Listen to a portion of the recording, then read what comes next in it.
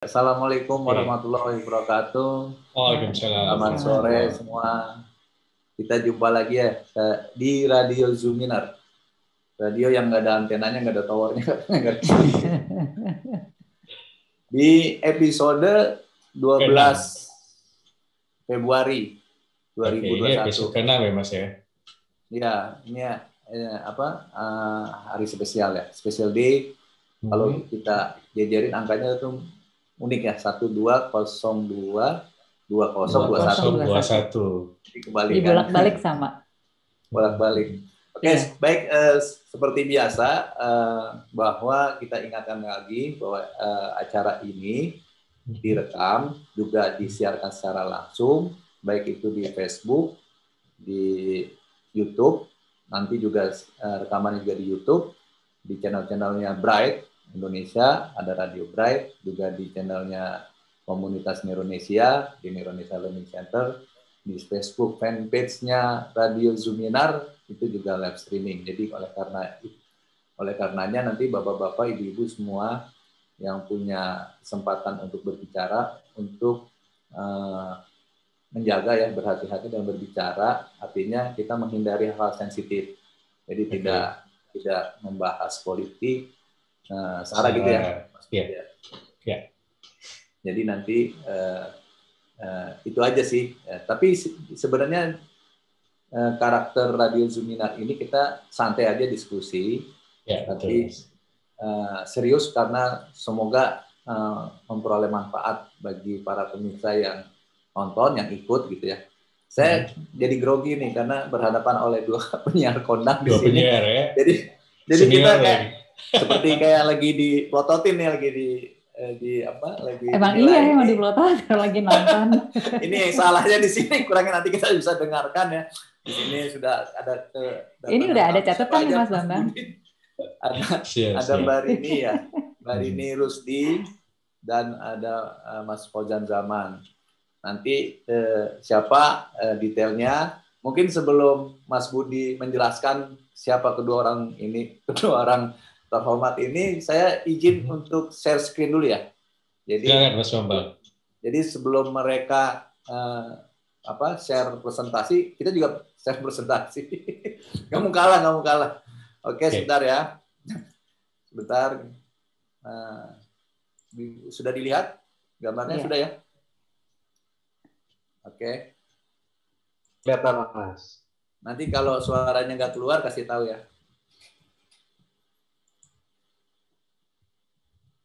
Ya, ini suaranya nggak keluar Mas kayaknya. Ada. They try to find there's no need to cry in this place. To feel there's no hurt or sorrow. There are ways to get there if you care enough for believing. Make a Untuk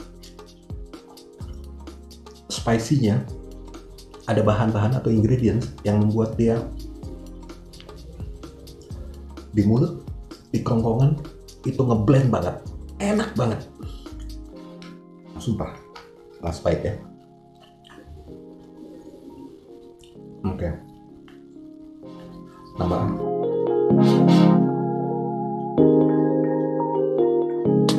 Jadi mungkin teman-teman biar tahu gitu. Kalau ujian dulu kebetan ya, contekan gitu. Ternyata ada prolognya ya.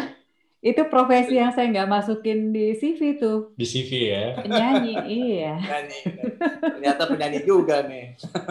Iya, ini udah jadi kepancing mau promo ini, udah rilis single, jangan salah. Oke, siap. Silakan Mas Budi, mungkin bisa bantu siapakah gerangan kedua orang. Mungkin kalau teman-teman sih saya yakin lihat dari visualnya juga sudah ini ya, pasti dikenal lah gitu.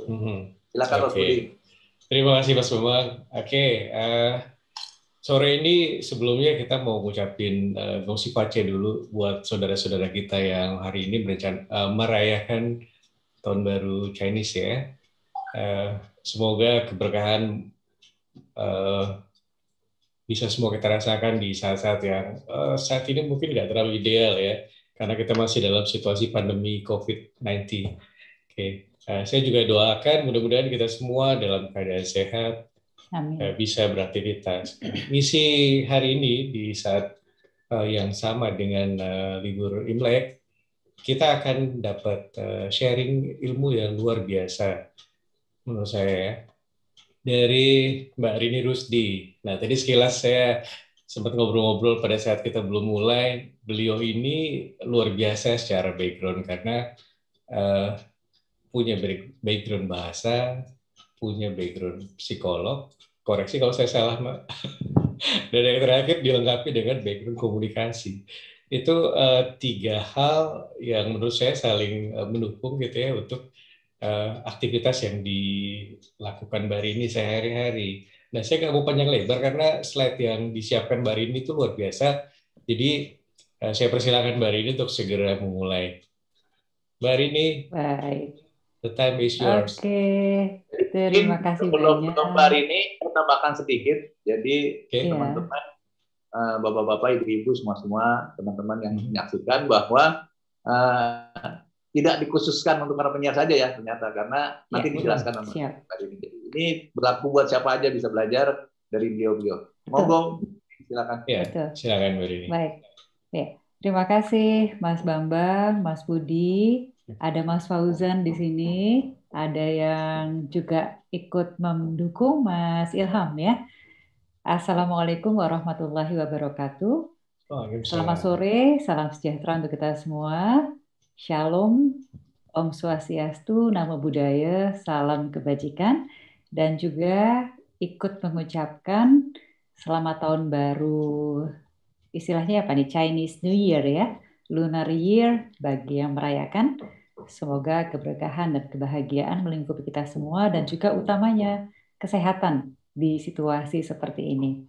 Dan tadi saya sempat melihat sharing bahwa tanggal hari ini memang menjadi tanggal istimewa untuk tahun baru ini karena 1, 2 tadi Mas Bambang sudah sebut sedikit ya.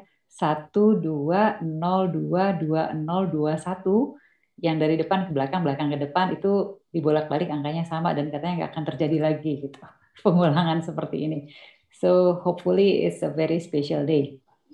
Baik, mohon izin saya akan segera mulai karena saya menyiapkan cukup banyak materi. Jadi kepada seluruh peserta radio Zoominar dan juga yang mengikuti melalui platform lain, apakah Facebook atau YouTube dan lainnya, selamat sore, mudah-mudahan ini bisa jadi manfaat ya. Oke, dan tolong diingatkan Mas Bambang, Mas Budi, Mas Ilham kalau saya udah agak kepanjangan.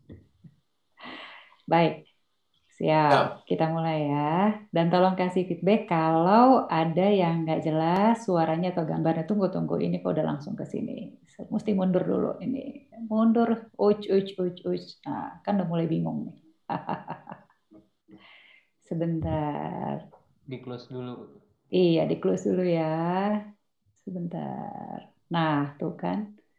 Mau panggil asisten dulu ya. Sebentar.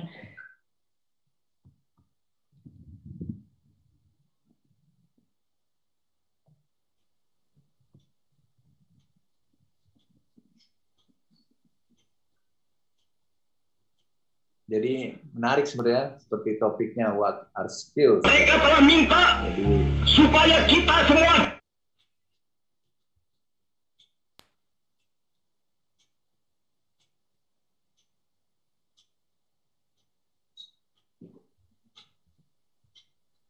datang pada mereka itu dengan membawa bendera putih. Tanda bahwa kita menyerah kepada mereka. Saudara-saudara, di dalam pertempuran yang lampau,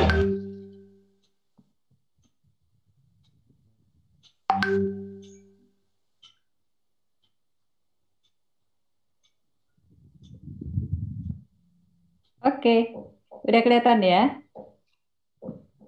Siap. Baik, mohon izin tadi. Ini soalnya sambil belajar juga nih ya, jadi mohon maaf kalau tadi langsung lari ininya. Jadi topik kita hari ini kan sebetulnya apa sih kira-kira yang dibutuhkan untuk bisa menjadi broadcaster gitu. Karena memang Mas Bambang minta broadcaster sih ya, jadi saya tetap menggunakan istilah itu walaupun nanti diskusi kita itu kita bisa diskusi lah, broadcaster itu sebetulnya apa sih gitu ya, dan bagaimana untuk bisa menjadi seorang broadcaster. Oke.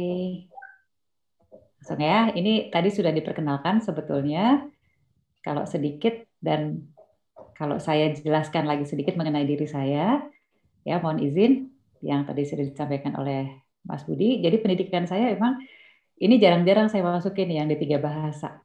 Tapi sengaja saya masukkan karena memang saya punya tujuan mengapa saya masukkan itu. Jadi saya ambil 3 bahasa, kemudian S1-nya psikologi, S2 komunikasi. Tadi Mas Budi secara singkat sudah mengatakan bahwa itu relate satu dengan yang lainnya dan saling menguatkan.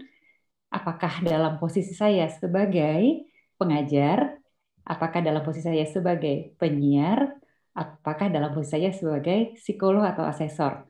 Nah, kalau yang ASN itu hal lain. Dan itu malah belakangan jadi ASN-nya.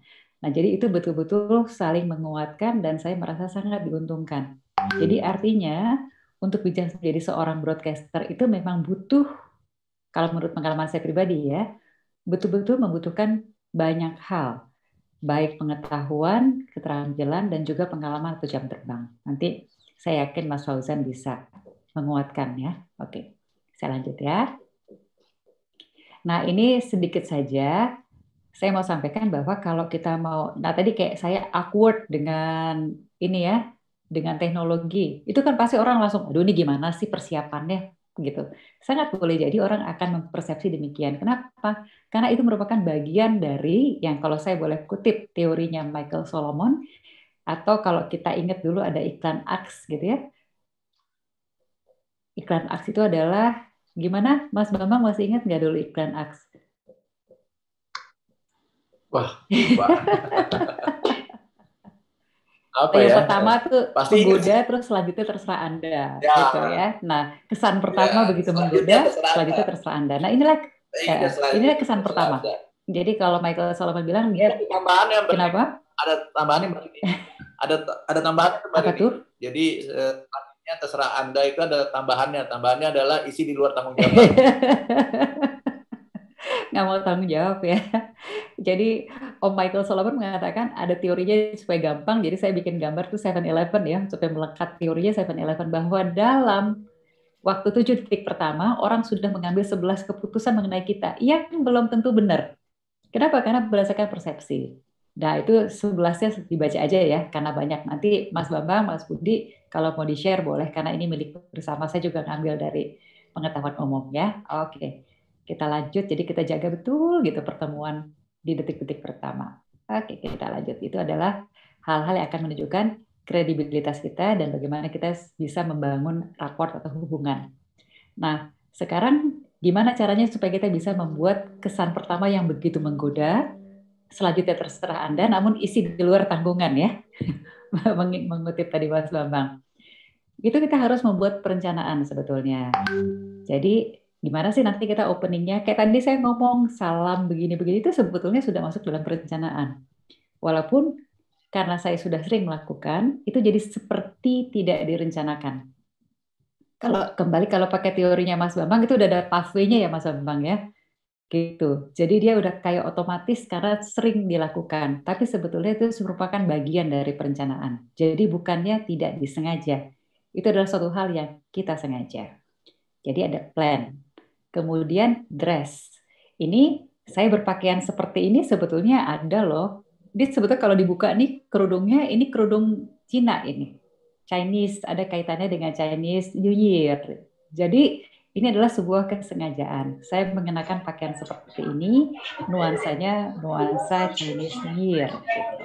Nah, dia menentukan mau memberikan kesan apa sih. Gitu. Nah, karena kita sebenarnya online ya, jadi nggak gitu kelihatan bawahannya kayak apa, pakai sepatu, pakai sendal nggak ketahuan. Tapi kalau kita offline, tampil langsung di hadapan orang, kita nggak pernah tahu orang melihat bagian mana dari diri kita. Apakah kepala kita atau kaki kita atau mana kita. Sehingga betul-betul semuanya harus jadi perhatian. Gitu. Kenapa? Karena dia akan memberikan kesan. Nah, kalau kita mau pakai baju apa, itu harus juga disesuaikan dengan acaranya dan terus kemudian dengan audiens yang kayak apa. Nah, kalau virtual gini sebetulnya memang peluangnya jadi besar banget ya, karena sangat heterogen, sangat bisa jadi audiensnya sangat heterogen, Tapi kalau misalnya audiensnya itu homogen, itu akan lebih mempermudah kita untuk menentukan pakaian apa yang mau kita kenakan. Sebisa mungkin jangan terlalu jomplang dengan audiens kita. Supaya apa? Supaya ada engagement, supaya orang nggak dari awal udah ngerasa detached gitu. Jadi even pakaian pun sebetulnya adalah suatu hal yang menjadi bagian yang kita rencanakan dan punya tujuan kenapa kita pakai itu. Jadi standarnya kalau bisa senada dengan audiensnya atau kalau bisa sedikit lebih baik gitu. Nah, kemudian berikutnya adalah wajah ya. Wajah itu juga harus merupakan bagian yang mampu kita kelola semaksimal mungkin supaya orang kalau ngelihat dapat kesan yang menyenangkan. Nah, itu harus dilatihkan sih atau sebaiknya kita latihkan dan sebaiknya juga mencari feedback dari orang, muka gue udah enak nggak sih dilihat? Jadi walaupun sekarang dalam perkembangannya orang makin asik-asik aja untuk berekspresi gitu ya. Oke, kita lanjut aja supaya lebih cepat. Nah, ini silakan dibaca karena banyak banget. Kembali saya serahkan seluruh materi ini kepada Mas Bambang dan Mas Budi untuk dimanfaatkan seperti apa. Oke, lanjut. Nah, ini saya kutip ya dari Lee Leloka. Jadi kalau kita punya suatu hal yang sangat baik dalam pikiran kita, tapi kita nggak bisa menyampaikannya, akhirnya ya nggak jadi apa-apa gitu. Nah, itu akan, kenapa saya kutip ini? Karena ini bisa menjadi dasar yang bisa kita pikirkan pada saat kita mau jadi penyiar atau kita mau siaran. Artinya, kita harus mikirin bagaimana cara mendelivernya. Nggak cuman hebat di pikiran, tapi nggak mampu menyampaikannya. Oke, kita lanjut. Nah, sekarang mengenai penyiarnya sendiri nih, karena kan Mas Bambang minta mengenai broadcaster. Kalau kita terjemahkan broadcaster secara gampangnya atau secara sederhananya itu penyiar. Penyiar bisa penyiar televisi, bisa penyiar radio. Kalau kita mau secara formal mengacu ke undang-undang, ada undang-undang yang mengatur undang-undang penyiaran, tapi itu formal banget ya. Di situ ada LPP, ada LPS, ada LPP, ada komunitas, dan sebagainya. Tapi kalau sekarang, makanya di pengantar acara ini, saya perluas lagi pengertian penyiar. Penyiar siapa sih? Pokoknya kalau kita bisa siaran, ya bisa aja masuk kategori penyiar. Sementara sekarang ini kita bisa siaran melalui begitu banyak media, begitu banyak platform, semua orang bisa jadi penyiar. Gitu. Jadi sekarang penyiar siapa sih? As long as kamu bisa siaran, and then you are the penyiar, tapi mungkin bukan officially penyiar. Nah, however, apakah kita menjadi penyiar yang resmi di sebuah stasiun televisi atau radio atau dimanapun, atau kita penyiar yang tidak resmi melalui media atau platform manapun, bagusnya sih ya, idealnya kalau kita sudah menjadi seorang penyiar atau penyaji yang kemudian materi yang disiarkan, kita punya bekal. Nah, bekalnya secara gampang itu akan dibagi dalam dua hal. Satu yang merupakan kompetensi perilaku, yang berikutnya adalah kompetensi teknis. Nah, di sini ya, Mas Budi, Mas Bambang, Mas Ilham, dan teman-teman semua, Mas Fauzan juga, ini ilmu psikologi saya kemudian menjadi sangat mendukung, terutama pada saat kita bicara mengenai kompetensi perilaku. Karena itu juga merupakan area yang kami pelajari di psikologi dan juga dalam posisi saya sebagai seorang asesor. Jadi, kalau kita mau jadi penyiar, be open-minded, terbukalah gitu ya. Terbuka, jangan pernah merasa bahwa yang sudah kita ketahui adalah sudah segalanya saat ini. Kemudian berikutnya terkait dengan hal tersebut, jadilah orang yang suka belajar, pembelajar. Continuous learning itu menjadi sesuatu yang sebaiknya dilakukan atau bahkan harus dilakukan. Dan saya rasa nggak cuma oleh penyiar ya, dalam segala bidang itu kita nggak boleh berhenti belajar. Sekarang yang sangat terkenal atau sering disebutkan itu kita learn, kemudian unlearn, kemudian relearn. Nah, kompetensi itu juga harus dimiliki oleh seorang yang mau jadi penyiar. Nah, berikutnya lagi, kita juga harus agile, apalagi di situasi sekarang. Nih, saya walaupun termasuk generasi zaman baheula yang katanya gaptek gitu, mau nggak mau harus belajar ya. Sekarang kan di mana-mana ada webinar, zoominar, dan sebagainya menggunakan teknologi. Jadi kita tetap harus membuka diri untuk bisa belajar no matter how difficult it is for us gitu. Susah bukan berarti nggak bisa. Kembali tanya Mas Bambang yang belajar mengenai otak, bisa ya Mas Bambang ya kita bikin koneksi-koneksi baru gitu. Kita bikin pathway-pathway baru gitu. tetap bisa. Tapi memang butuh pengulangan dan juga kemauan yang kuat. Nah, selain kita agile, nah kemudian kita juga harus menjadi manusia yang humble. Seperti yang saya katakan di awal, jangan pernah kita merasa bahwa, wah saya sudah oke, saya sudah tahu semuanya. Karena percayalah, semakin kita berusaha menyelami sebuah pengetahuan, semakin kita tahu bahwa pengetahuan yang kita punya itu baru sedikit sekali. Yang kita ketahui sedikit dibandingkan yang kita nggak ketahui. Gitu. Jadi jangan kemudian jumawa, jangan kemudian sombong, karena itu akan lebih mudah menjatuhkan kita sebagai seorang penyiar atau dalam profesi apapun juga. Oke, nah berikutnya, kalau penyiar itu kan sebenarnya kita memproduksi sesuatu, memproduksi kata. Nanti Mas Fauzan pasti jauh lebih tahu dari saya karena beliau punya pengalaman sebagai penyiar radio dan juga penyiar televisi. Nah, tapi sebetulnya sebelum kita memproduce sesuatu, kita harus mengabsorb dulu sesuatu. Jadi seorang pembicara yang baik adalah diawali sebagai pendengar yang baik. Good speaker started by being good listener. Jadi jangan kita asik-asik sendiri untuk saying something, tapi lupa bahwa harusnya kita mendengar dulu, baru kemudian kita bisa menyampaikan sesuatu dengan lebih baik. Nah itu kira-kira di area kompetensi perilaku. Kalau mau diturunkan lebih banyak lagi sebetulnya, tapi nanti menjadi terlalu panjang. Sementara kalau kompetensi teknisnya, ini ada juga banyak sebetulnya. Saya sudah siapkan di sini ya kompetensi teknisnya, tapi saya yakin nanti bisa diperkuat sama Mas Fauzan. Kita lanjut kalau gitu ya. Nah, secara garis besar, itu saya akan katakan di posisi sebagai penyiar, penyaji, presenter, or whatever you call it, ini secara gampang ya, itu dibagi dalam 3 area saja yang harus kita kuasai. 1, kita tahu kita mau ngomong apa sih. Jadi artinya kita menguasai materinya. Nah, yang kedua, itu kita menguasai audiensnya. Kita tahu audiensnya itu kayak apa sih, gitu ya. Dan yang ketiga, yang paling penting adalah kita menguasai diri kita sendiri. Karena kalau kita sudah tahu materinya, kita tahu audiensnya, tapi kita gelagapan, ya itu udah, it goes nowhere. Nah, sekarang kita coba satu-satu untuk breakdown ya. Menguasai materi. Nah ini gak usah dihafalin, tapi dibaca saja sekilas. Saya juga kemarin sempat mengikuti briefing dengan Mas Bambang, Mas Budi, dan juga Mas Fauzan. Mas Fauzan sempat nanya, sebetulnya tujuannya apa sih? Iya, sepakat. Dalam setiap kesempatan kita harus set di objektif. Tujuannya apa sih? Termasuk kalau kita mau siaran, tujuan kita apa sih? Cuman sekedar mau kasih informasi kah? Cuman sekedar mau tampilkah? Mau persuasi orangkah, mau menghibur orangkah, atau apa? Kita set. Kenapa? Karena itu akan memberi pengaruh pada cara kita menyampaikan. Ya misalnya nih, saya ambil contoh. Anak saya nih, gitu. Ini pasti dia ngambek nih kalau saya jadiin contoh. Misalnya anak saya lagi ada maunya. Dia pasti cara ngomongnya udah beda nih. Udah mulai mindik-mindik, gitu. Nah, dari bahasa tubuhnya aja kita udah tahu nih pasti ada maunya. Kenapa? Karena dia sudah set tujuan. Nah, supaya tujuan dia tercapai, maka bahasa tubuhnya mengikuti dia. Terus nada ngomongnya, mah. Nah, kalau udah kayak gitu tuh udah ketahuan nih, mau apa nih. Gitu. Demikian juga pada kita mau siaran. Kalau kita mau persuade, kalau kita mau menginformasi, atau kita mau menghibur, itu pasti beda gayanya. Nah, untuk berjelas, saya berikan contoh berikut ini ya. Saya share video untuk ketahuan.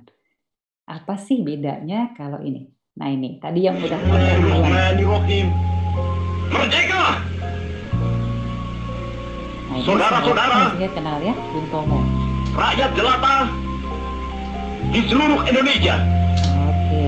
Terutama Ya, saudara-saudara cukup ya. penduduk kota Surabaya. Mudah-mudahan cukup ketangkep. Nah ini ditahan dulu, ini kita belum tampilkan. Ah ya, sekarang ini adalah Kami, perhatikan bedanya. bangsa Indonesia, dengan ini menyatakan kemerdekaan Indonesia. Hal-hal yang mengenai pemindahan kekuasaan. Oke, cukup beda. Nah, ini yang ketiga. Perhatikan perbedaannya. Nah,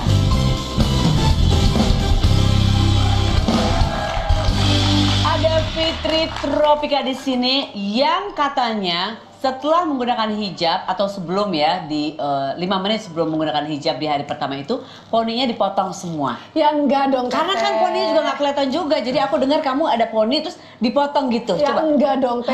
Kan tetap aja biarpun berhijab tapi begitu suami pulang, Mas. Poni, poninya gitu dong. Ya? Tetap ada. Oke. Nah, kalau kita lihat dari contoh 3 video tadi, kalau saya sih bisa lihat bedanya. Kalau teman-teman yang ikut menyaksikan bisa ngelihat nggak bedanya kalau dikaitkan dengan tujuan yang tadi? Mudah-mudahan bisa ketangkep ya. Tadi Bung Tomo itu dia berusaha mempersuasi orang, gitu. Sehingga cara ngomongnya juga gitu. Wah, menggelorakan semangat, gitu. Sehingga yang mendengar ikut kepancing semangatnya. Nah, kalau Bung Karno juga seorang pembicara yang baik, orator yang baik. Tapi pada proklamasi tadi, beliau lebih datar. Kenapa? Karena mau menyampaikan informasi, jangan sampai ada yang salah.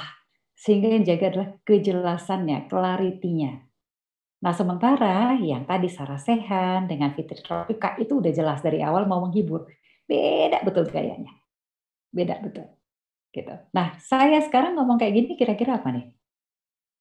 Saya tampil dalam kesempatan yang berbeda karena saya di televisi juga punya beberapa acara, itu juga bisa beda-beda gaya ngomongnya. Tergantung objektif yang mau saya sampai. Nah, jadi kira-kira seperti itu ya tujuan untuk menetapkan objektif. Jadi ada manfaatnya. Nah, ini untuk openingnya. Ini juga silakan dibaca ya. Ada beberapa hal yang juga saya gunakan dalam presentasi sekarang. Oke? Baik, kita lanjut. Jadi kita ada pembuka, ada penutup. Sementara seperti biasa kalau ada pembuka, ada penutup pasti ada bodinya. Ya, ini juga silakan dipelajari saja karena kalau dibahas sekarang itu jadi kepanjangan, nanti kita bahas pada saat diskusi saja. Oke, lanjut. Nah, ini dukungan visual. Ini juga merupakan bagian yang sangat membantu dalam kita menyajikan suatu hal. Nah, kalau di radio mungkin jadi terbatas ya. Walaupun radio sekarang juga sudah mulai ada visualnya ya. Jadi artinya sekarang dunia penyiaran itu batas-batasnya sudah semakin sumir, semakin tidak jelas mana sih yang sebetulnya media audiovisual atau media visual karena semuanya bisa digunakan. Baik, sekarang kita lanjut lagi dengan yang berikutnya. Nah ini, menguasai audiens. Sebetulnya kalau kita mau breakdown mengenai audiens ini bisa banyak sekali, tapi saya ambil yang pokok-pokok aja deh, gitu ya. Nah ini, kalau kita mau berusaha untuk memahami manusia, kenapa sih kita perlu menguasai audiens? Ya dengan harapan apa yang kita sampaikan itu nyambung. Nah ini kaitannya kalau saya belajar bahasa, belajar komunikasi, kalau komunikasi yang efektif itu kan artinya kalau kita bicara A, diterimanya A juga gitu ya sama lawan bicara kita. Nah sementara orang itu kan beda-beda nih karakternya. Nah inilah ilmu psikologi saya jadi bermanfaat. Nah, kalau kemudian beda-beda, artinya kapasitas untuk bisa memahaminya, kemampuan untuk memahami juga beda-beda. Nah, secara gampangnya kalau kita lihat dari sini aja deh, orang yang tipenya visual, tipenya auditory, dengan tipenya kinestetik, itu cara belajarnya beda-beda. Sehingga kalau kita berhadapan dengan orang yang beda-beda seperti ini, maka caranya pun juga mestinya sih nggak sama. Gitu. Kenapa? Karena kalau orang visual, dia lebih gampang paham kalau ada gambar, kalau dibantu gambar. Gitu. Sementara kalau auditory, dia lebih paham kalau penjelasan yang melalui pendengaran. Nah, yang kinestetik, mereka lebih paham kalau dikerjain langsung praktek. Jadi kalau orang yang kuat kinestetik dikasih teori, terus itu ngantuk, sementaran bosen. Gitu. Sementara kalau orang yang auditory dikasih bacaan, terus tulisan, terus itu juga pasti ngantuk gitu. Nah, jadi artinya karena kita menghadapi orang dengan beda-beda karakter, sebisa mungkin penyampaian kita pun juga diisi dengan variasi. Jangan itu saja. Jadi bisa saja itu menguntungkan buat satu orang dengan karakter ini, sementara kurang menguntungkan buat yang lain. Nah, ini hanya dari pembagian auditory, visual, dan kinestetik. Sementara sebetulnya manusia itu jauh lebih kompleks dari ini. Ini juga areanya Mas Bambang tuh bisa menerangkan ya, betapa kompleksnya manusia, tapi betapa bisa disederhanakannya juga untuk bisa memahami manusia. Oke, kita lanjut ya. Nah, ini bagian yang akhirnya menjadi krusial. Kenapa? Karena pada saat kita sudah menguasai materi, kita menguasai audiens, tapi kalau kitanya sendiri sebagai penyaji atau penyiar yang mengalami masalah, ya selesai gitu. Nah sekarang apa sih yang bisa kita lakukan di area menguasai diri? Nah kembali ini saya mengutip ya gitu. Kita harus bisa nih memotivasi diri kita sendiri. Mulainya dari mana? Mulai dari pikiran. Berpikirnya yang asik-asik aja deh, yang enak-enak aja deh gitu ya. Ambil contoh misalnya lagi pandemi gitu. Lagi pandemi ini begitu banyak berita berseliweran, tapi kita harus jaga kesehatan, harus jaga imunitas. Caranya gimana? Positive thinking. Nah demikian juga kalau kita misalnya mau siaran. Walaupun katakanlah baru pertama kali siaran, masih nggak yakin siapa yang nonton, nanti orang suka atau enggak. Nah, jangan biarkan pikiran-pikiran negatif itu mengganggu. Boleh aja, tapi jangan dia yang menguasai. Ya, kita harus mampu mengelola itu dan mengendalikan itu. Coba untuk tetap positif karena itu akan membantu. Kembali ini areanya Mas Bambang, kalau kita punya perasaan gini, hormon apa yang muncul, kemudian dampaknya apa gitu ya. Apakah kortisol, apakah dopamin, apakah endorfin, apa itu banyak tuh. Teorinya banyak lagi untuk menerangkan hal tersebut ya. Tapi yang jelas coba deh untuk berpikir positif dan dikaitkan dengan slide yang pertama tadi bahwa kalau persiapan kita sudah cukup baik, mudah-mudahan ya, don't worry, be happy. Cemas boleh, tapi harus bisa dikelola dengan baik. Oke, kita lanjut ya. Ya. Nah, caranya gimana? Kita bayangkan gitu. Nanti pada saat kita mau tampil tuh bakal seperti apa. Tapi bayanginnya bukan bayangin yang menyeramkan, justru bayangkan yang menyenangkan. Sehingga memberi dampak yang juga menyenangkan buat diri kita. Nah, kitanya sudah oke, kitanya sudah enak, kitanya sudah asik. Mudah-mudahan yang nonton kita juga merasakan, karena itu bisa kok ditularkan. Ya, kita bikin theater of mind, dan jangan lupa kita juga harus bisa ulang-ulang ya. Dan kalau misalnya udah berasa gimana-gimana, boleh kok minta bantuan, minta backup. So we know that we are not alone gitu, ada support gitu. Kayak saya ini dibantu loh sama anak saya, jangan jauh-jauh gitu. Kalau jauh-jauh mama panik gitu ya. Nah, itu adalah beberapa cara yang bisa mendukung kita untuk tetap oke pada saat tampil. Oke, lanjut ya. Nah, ini kemudian pada saat tampil juga, ini juga salah satu teori yang saya suka sekali dan saya suka kutip di mana-mana, bahwa pada saat kita tampil, nah mungkin kalau misalnya hanya audio itu beda ya, tapi tetap ini memberi pengaruh. Jadi Albert Mehrabian itu mengatakan bahwa kalau kita berkomunikasi, itu sebetulnya yang paling memberi pengaruh adalah body language. Kalau mengutip My West, dia mengatakan, I speak two languages, body and English. Jadi artinya yang kita tampilkan secara bodily, gitu ya, apakah wajah, apakah tubuh, itu sebetulnya memberikan informasi jauh lebih banyak dan lebih ditangkap oleh manusia atau lawan bicara kita ketimbang kata-kata kita.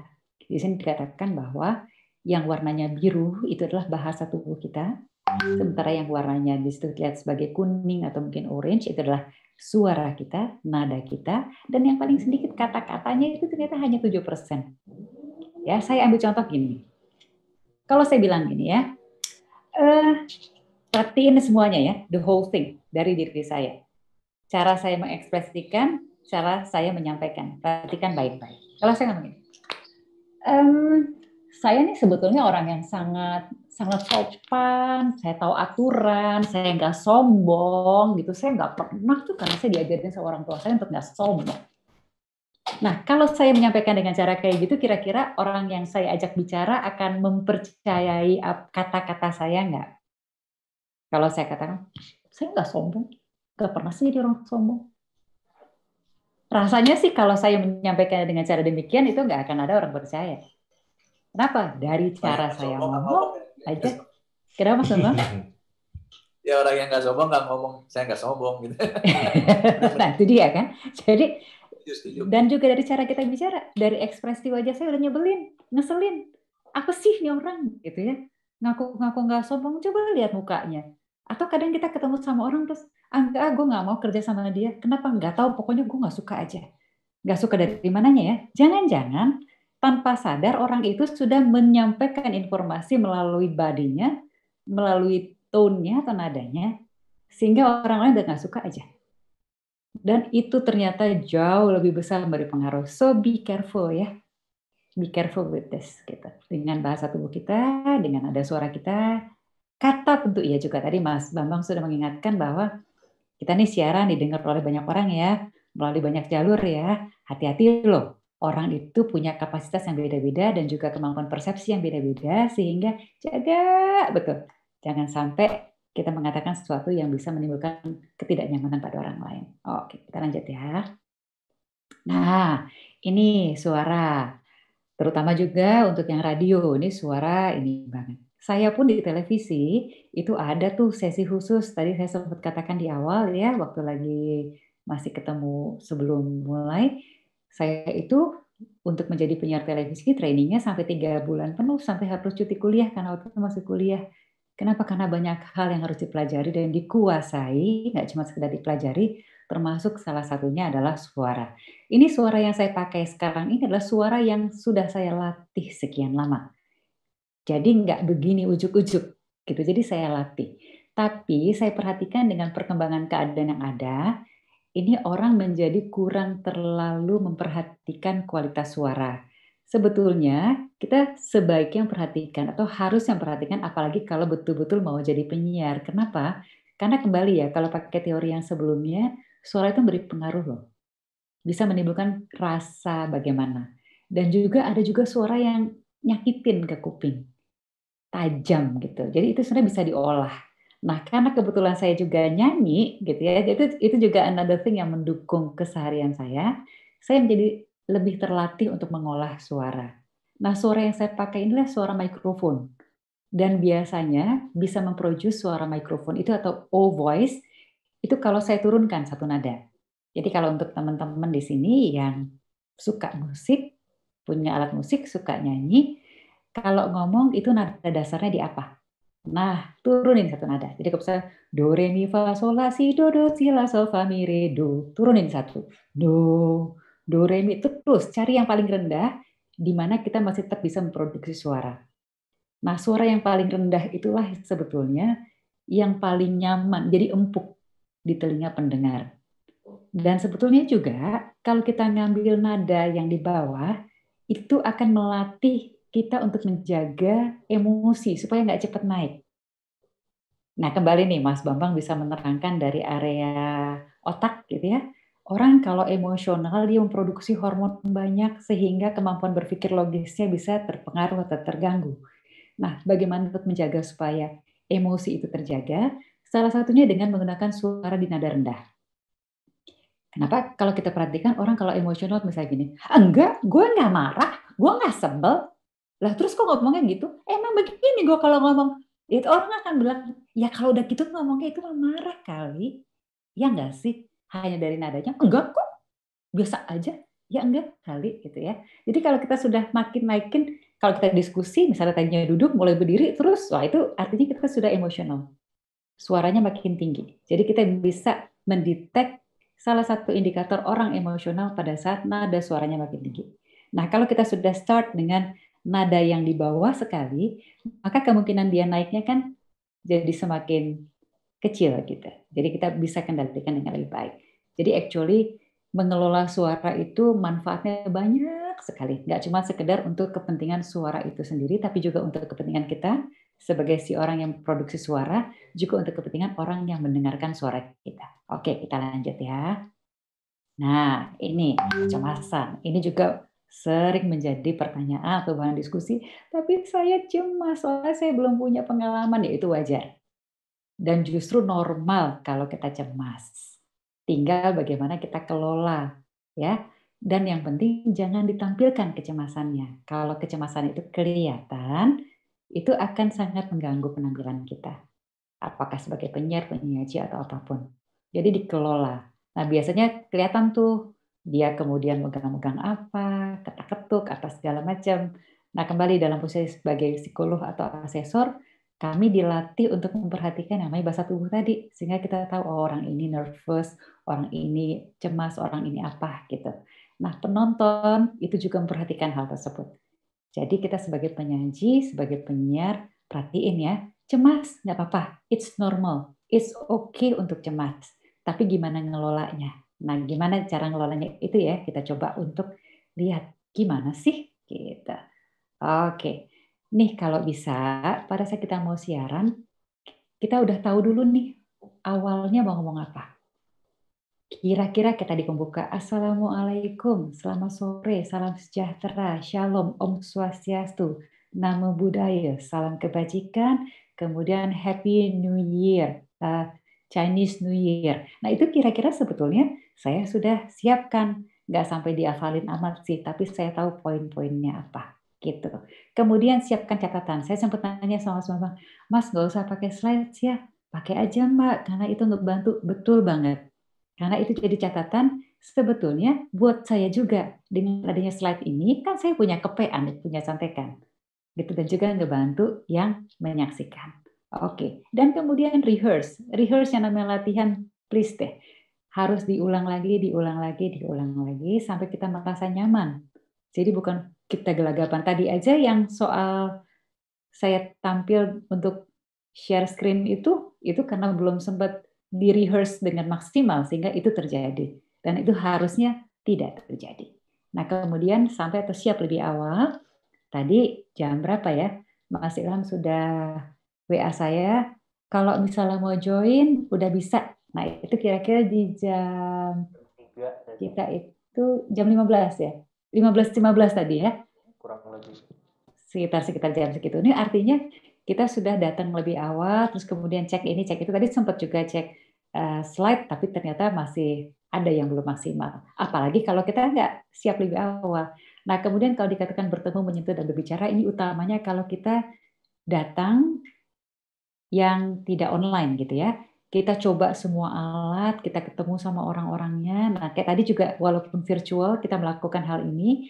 Supaya apa? Supaya kita bisa merasa nyaman dengan semua keadaan. Dan juga orang-orang yang mau berinteraksi sama kita juga merasa nyaman. Nah, kemudian yang lebih teknis, kalau juga masih merasa cemas, bisa tarik nafas. Tapi kalau sudah siaran, jangan terlalu kelihatan ya tarik nafasnya. Lakukan itu secara smooth. Tarik nafas, tahan, keluarin pelan-pelan. Biasanya saya katakan ini, misalnya kita tarik nafas nih. Nah, pada saat kita menghembuskan nafasnya, itu sambil bicara. Jadi paling aman tuh di pembuka waktu lagi salam. Jadi waktu misalnya ngomong Assalamualaikum, itu sebenarnya ngerilis tension. Pelan-pelan, jadi pelan-pelannya cuma jangan terlalu pelan juga ya, tapi tertata. Nah kalau di awal itu sudah aman, biasanya ke sana juga aman. Tapi kalau di awal udah kegulung-gulung, itu biasanya terus ke belakang jadi semakin kegulung-gulung. Dan yang berikutnya juga ngebantu adalah minum. Kalau memungkinkan. Kalau nggak memungkinkan ya jangan dipaksain. Ya kenapa itu nolong? Nanti juga mungkin Mas Bambang bisa menjelaskan. Di sini kan ada katup ya yang masuk ke saluran nafas dan saluran makan. Nah, kalau kita bisa memasukkan sesuatu ke situ, artinya kita dalam kondisi tenang. Kalau orang lagi panik, lagi cemas, itu jangankan disuruh makan, disuruh minum aja susah. Nah, kalau kita sudah bisa minum, artinya itu kita dalam kondisi yang sudah lebih tenang. Jadi itu minum membantu untuk bisa mengatasi kecemasan. But again, kalau memungkinkan buat kita untuk minum. Oke, kita lanjut. Mas, tolong diingatkan kalau saya kelamaan ya. Nah, ini sekedar visual saja bahwa kita latihan nggak boleh berhenti. Oke, rehearse, and rehearse. Lanjut. Oke. Dan ini adalah penguat dari slide yang pertama, mengutip Benjamin Franklin yang mengatakan bahwa kalau kita fail untuk mempersiapkan, berarti kita mempersiapkan diri kita untuk fail juga. Oke, nah sebelum ditutup, benar-benar ditutup, karena setelah ini adalah slide terakhir ya, kalau saya nggak salah, saya mau sampaikan terutama di masa pandemi ini untuk ingat-ingat pesan Ibu. Gunakan masker kalau bepergian, kemudian jaga jarak, hindari kerumunan. Kayak sekarang libur panjang, jangan kemana-mana, tetap di rumah, tapi juga tetap belajar. Dan juga jangan lupa untuk tetap cuci tangan dengan sabun dan air mengalir. Semoga kita semua tetap sehat. Dan saya akhiri dengan mengucapkan, semoga sukses. Terima kasih. Assalamualaikum warahmatullahi wabarakatuh. Saya kembalikan kepada Mas Bambang, Mas Budi, dan teman-teman semua. Terima kasih. Waalaikumsalam warahmatullahi wabarakatuh. Mantap ya. Mantap Mas Bambang. Iya. Luar biasa. Berapa menit? Ya, sesuai sama prolog di awal tadi, 3 komponen yang dimiliki daring itu memang saling mendukung ya. Bahasa, psikologi, dan komunikasi. Nah, pasti banyak ada pertanyaan yang nanti akan disampaikan sama peserta yang ikut seminar hari ini. Tapi Siap. kita tahan dulu Mbak Rini ya, karena Siap. setelah ini abang kita yang ganteng ini, Yuk. Bang Fauzan. Bang Fauzan? Ya. Iya, ini idola para kaula muda tahun 90-an nih. Dan sampai Idola sekarang ya Bang Mahmud ya? Abbas. Oh, Mahmud Abbas. Mama muda, anak baru 1. Oke. Ya.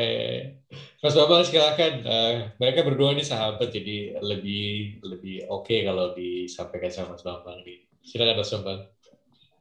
Oke. Terima kasih Mbak Rini, keren banget. Ini sebenarnya ibaratnya apa ya? Kalau training tuh isinya daging semua tuh. Bener Jadi banget. linear dan udah canggih ya. Artinya alhamdulillah ya, tak percuma bergabung di komunitas Indonesia. Dalam itu semuanya. Senang banget Mas Bang. Saya Mas Mojan juga sebenarnya. honored. Oke, Mas Mojan juga kan sebenarnya juga beliau akhirnya bukan dijeburin ya. Kalau dijeburin kayaknya konotasinya negatif. Tapi beliau diajak beberapa kali jadi MC-nya acara komunitas Indonesia. Jadi mungkin saya perkenalkan Fauzan Zaman ini. Sebenarnya yang susah harusnya mereka berdua yang memperkenalkan kita, Mas Budi. Karena mereka berdua lebih dikenal sebenarnya. Lebih terkenal, diperkenalkan gitu. Jadi begini, Mas Fauzan Zaman ini sebenarnya pertama saya pikir katanya senior kuadrat. Jadi sekarang bukan kuadrat, triple kali ya. Ternyata beliau satu SMA sama saya. Terus pernah di Prambors sama-sama. Sebenarnya satu lagi, ternyata sama-sama bendera Yellow Jacket ya, sama kayak Mbak Rini ya. Kemarin masih pakai mobil. Oh iya, betul. Masih pakai. Sekarang sudah 70 berapa? Di Natalis ya? 71? Iya, 71. Nah, tadi saya coba buka linknya. Kalau Mbak Rini kan ada di slide-nya ya. Kalau Mas Fauzan nanti mungkin beliau saja yang menceritakan, tapi kira-kira semua orang juga ada kenal. Artinya dalam kapasitasnya di sini dengan topik hari ini what are skills we need to be a broadcaster itu lengkap sebenarnya. Selain di bar ini ada di Mas Fauzan juga, apalagi male and female. Tadi ini mau female dan female, dari male and female jadi lebih melengkapi. Dan Mas Fauzan ini karena juga pernah jadi penyiar radio juga di Prambors gitu ya, di TV yang saya tahu sih penyiar TV One. Saya suka protes, dia sukanya bola tapi kenapa jadi penyiar tinju gitu. Kira-kira nanti mungkin waktu dan tempat biar Om Fauzan aja lah yang menyampaikan sejarah kronologisnya. Mangga, waktu dan tempat silakan. The stage is yours. Silakan Om Fauzan. Terima kasih Mas Bambang. Assalamualaikum warahmatullahi wabarakatuh. Waalaikumsalam. Mas Budi, Mas Bambang ini dan semua teman-teman yang sudah tergabung. Kalau terakhir kira-kira 3 menit lalu ini saya lihat gabung itu malah terakhir ada senior operator teknik saya di Prambors itu EDB, Edi Budianto ikut bergabung. Di awal tadi justru sempat lag karena masih sedikit mantan atau bukan mantan sih sebenarnya, sampai hari ini masih teman juga, Mas Johannes Indra atau dipanggil Mas JP itu adalah senior produser saya di TV One. Sekarang sudah jadi kreatif associate di UCTV, sudah jadi senior juga di UCTV. Barusan juga WA tadi masih dikit kan, jadi gue cabut dulu deh. Udah saya WA lagi, udah banyak nih. Kalau Mas JP mau gabung lagi. Terima kasih terhingga dulu ini untuk Bright Indonesia, Mas Budi juga Mas Bambang. Saya kira what are skills we need to be broadcaster ini jadi salah satu hal yang sudah banyak dibicarakan, tapi tidak banyak yang mencoba membuka secara dalam. Dan salah satu hal yang salah satu orang yang saya temui baru membuka secara dalam itu tadi presentasinya Mbak Rini. Secara knowledge saya memiliki background komunikasi itu dari saat saya di D3 Sastra UI. D3 Sastra UI di era saya, atau sekarang sudah jadi Fakultas Ilmu Budaya. D3 Sastra UI di era saya itu punya program studi, dan program studi itu salah satunya adalah broadcasting atau mix dengan advertising. Ada program studi lainnya yang dimiliki oleh D3 Sastra UI saat itu. Dosen-dosen ataupun bidang keilmuan yang diajarkan itu memang sudah tied up, artinya saling berkaitan dengan kebutuhan pasar, karena memang dipersiapkan untuk tenaga yang siap kerja lulusan D3. Bisa jadi dia di D3 Jepang, tapi program studinya di advertising, sehingga bahasa yang dia miliki itu langsung berkaitan dengan dunia kerja di dunia advertising yang nanti dia akan tuju. Dulu seperti itu konsepnya. Itu adalah kali atau kesempatan pertama secara knowledge saya berkenalan dengan dunia komunikasi. Broadcaster atau broadcasting ini jelas broadcaster ini jelas orangnya, personnya, dan dia berada atau mengambil dari kata broadcasting atau penyiaran. Artinya kalau secara harfiah atau secara letterlock, ketika broadcaster atau penyiar itu diartikan, maka kebutuhannya jelas sekarang sudah lebih banyak turunannya. Contohnya radio broadcaster atau penyiar radio kebutuhannya jelas berbeda dengan news broadcaster atau penyiar berita televisi. Di angkatan saya saat bergabung dengan SCTV Sport sekitar tahun 98-99 atau 99-2000, itu akhirnya berkembang lagi, bukan cuma TV broadcaster dari teman-teman yang ada di program olahraga atau di departemen sport. Saat itu SCTV punya departemen sport yang sebenarnya pengembangan dari saya lupa namanya itu kalau di TV yang berhubungan dengan lifestyle. Jadi bukan news departemen.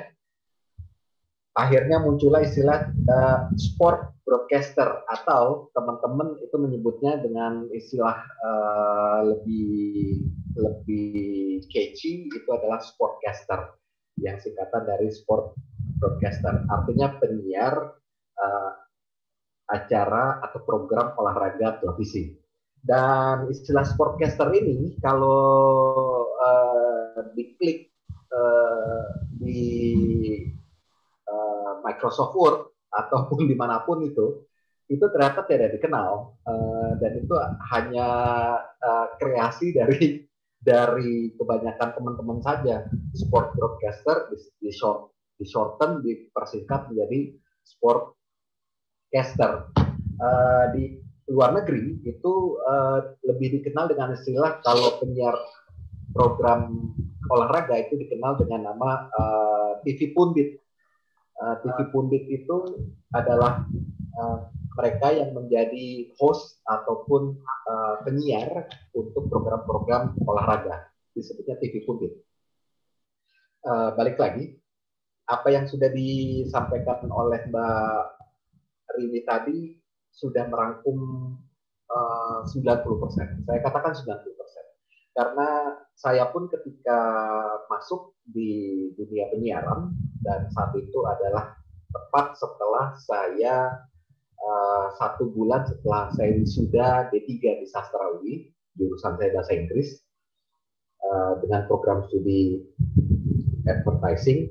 1 bulan setelah itu saya masuk di Radio Prambors Jakarta, dan itu kenyataan adanya dengan persis seperti Mbak Rini tadi sampaikan, butuh training, butuh diklat, pendidikan dan latihan yang tidak sebentar. Dan tadi itu udah sangat tepat informasi yang disampaikan Mbak Rini.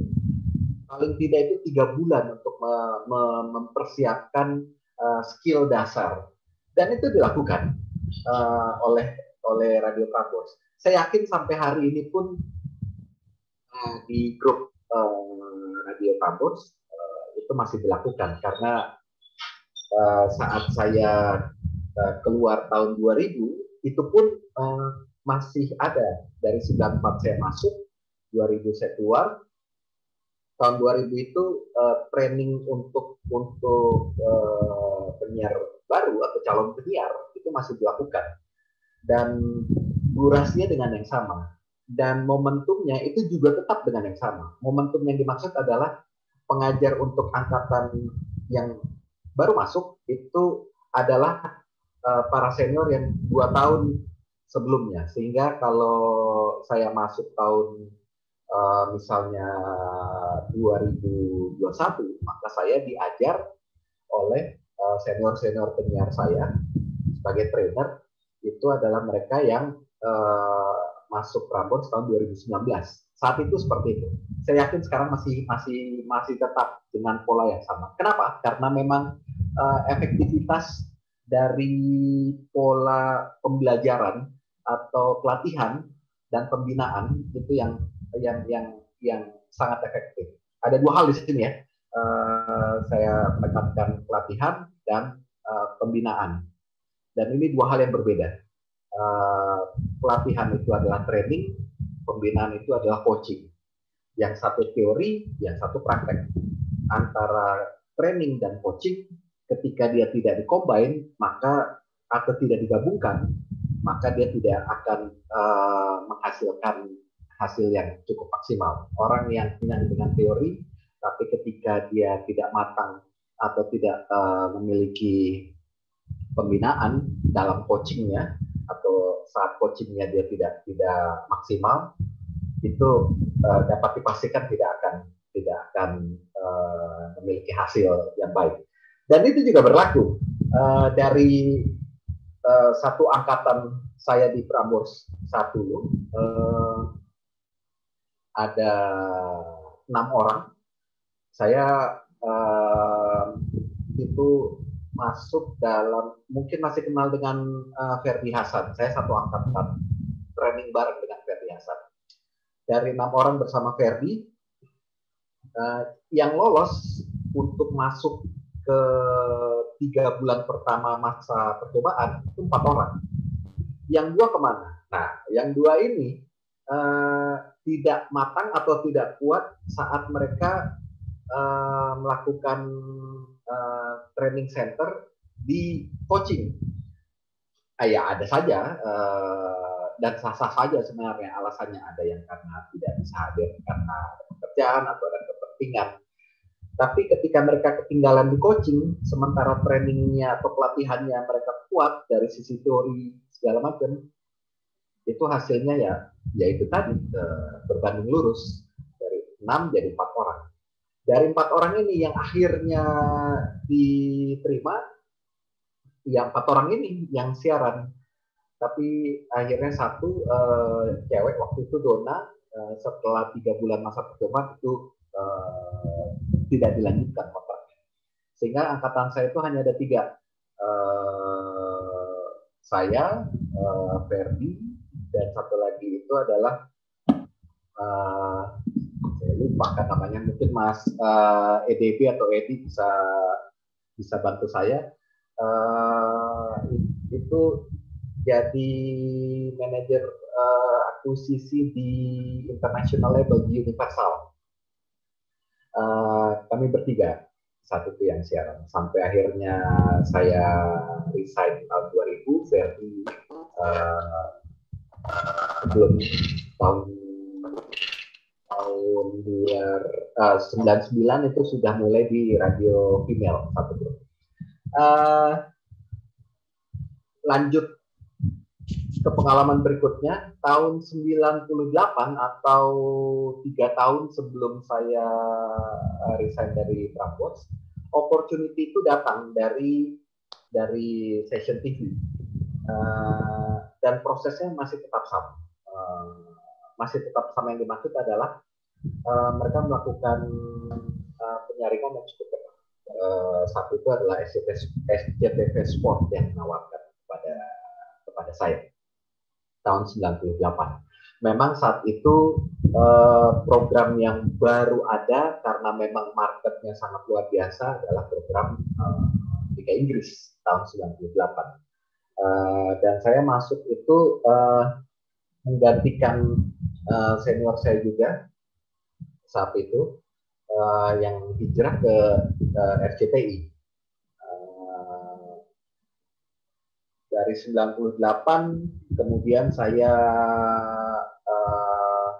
tidak saja menghandle program sepak bola di SCTV, tapi saya masuk dan tidak saja hanya Liga Inggris, tapi masuk ke liga lokal.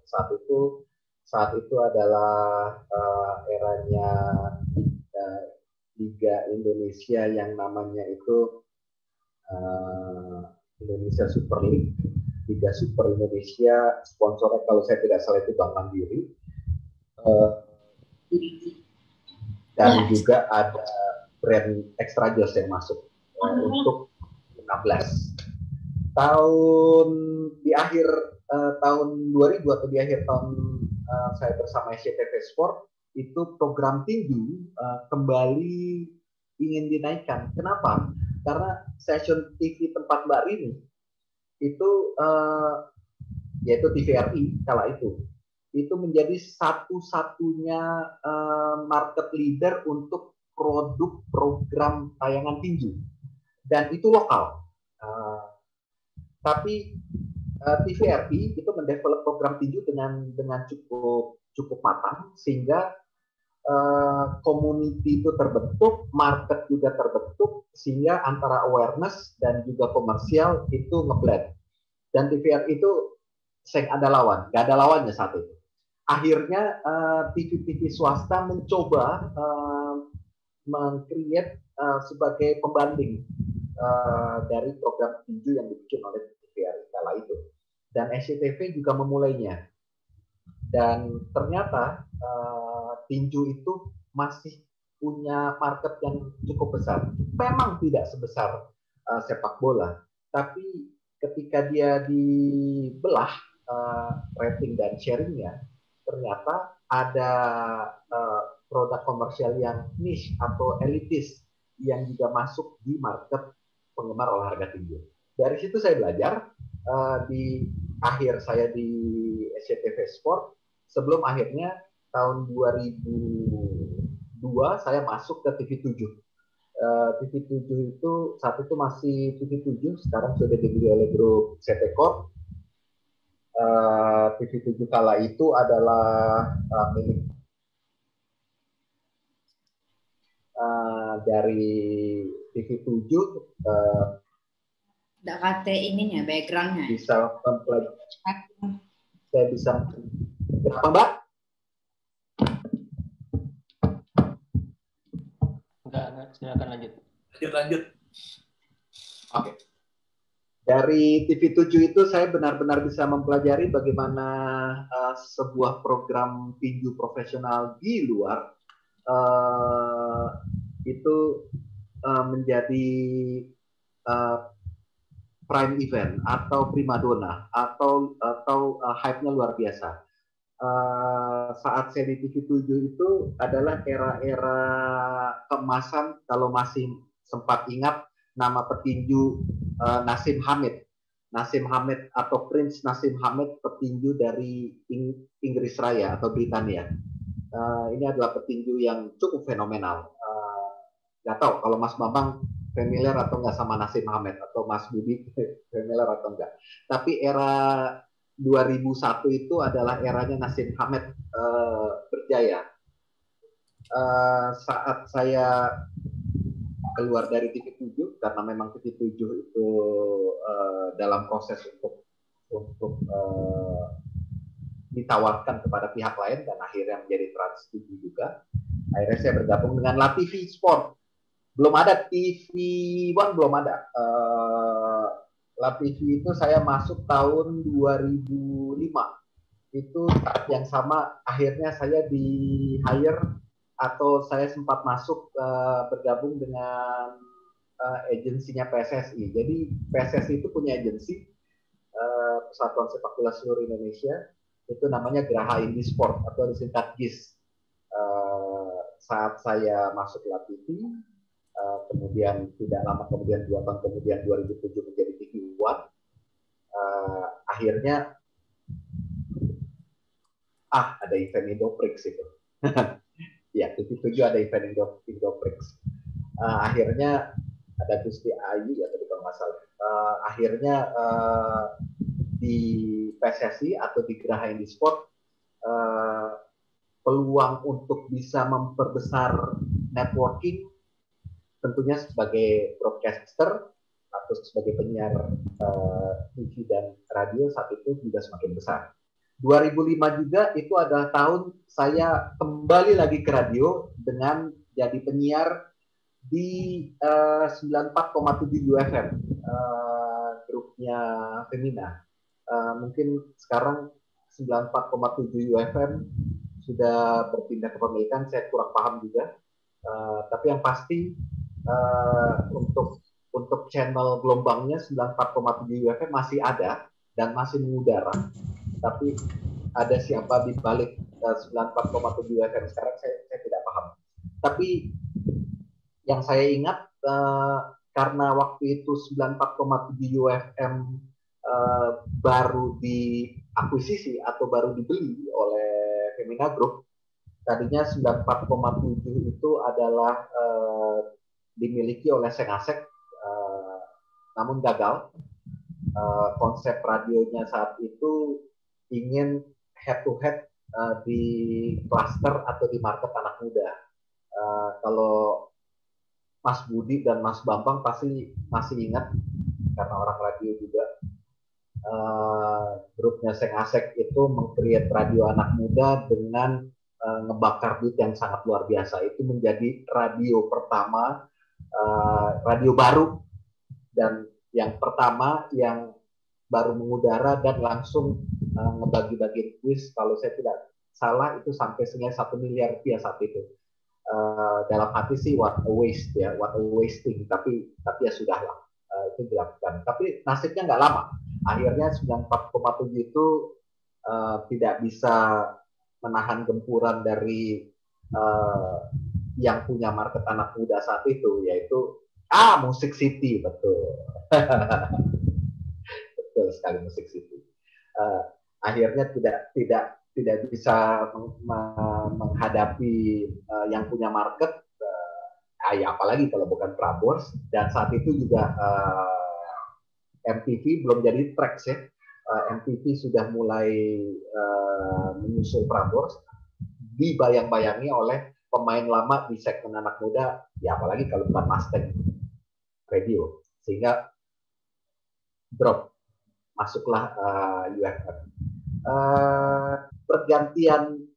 Pergantian segmen ini memberikan juga pengalaman yang luar biasa bagi saya ketika mindset dari radio dengan konsep anak muda seperti Prambors berpindah dengan mindset radio dengan konsep market yang wanita.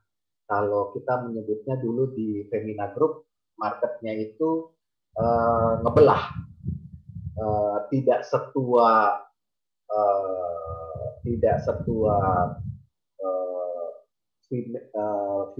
Cosmo, tapi juga tidak setua female, tapi juga tidak semuda Hard Rock FM perempuan.